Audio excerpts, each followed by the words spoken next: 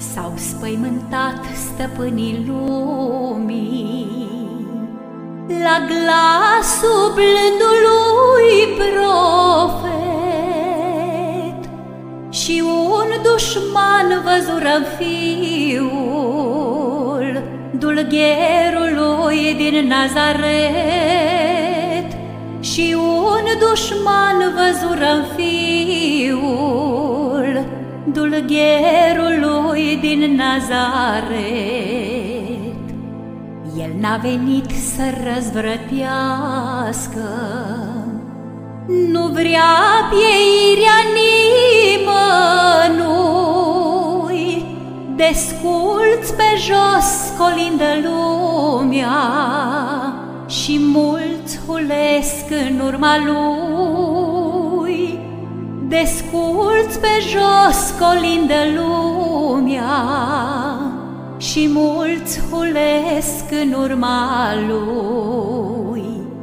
Și mulți cu pietre îl alungă și râd de el ca de un smintit, iar el zâmbește tuturora, atotputernic și smerit, iar el zâmbește tuturora, atotputernic și smerit.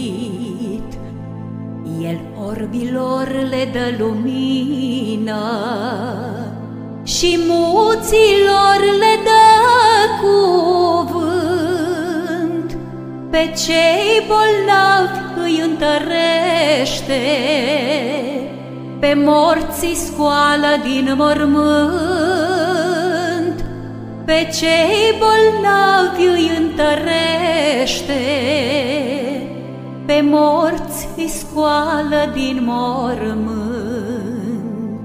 Și tuturora deopotrivă împarte harul lui ceresc,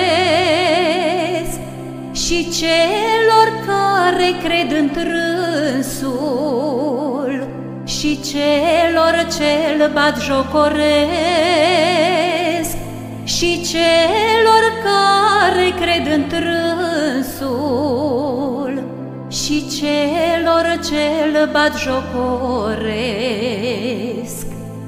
Urască-l cei fără de lege, ce-i pasă lui de ura lor.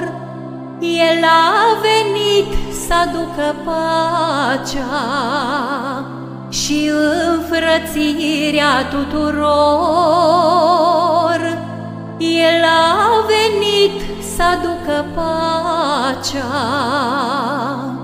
și înfrățirea tuturor.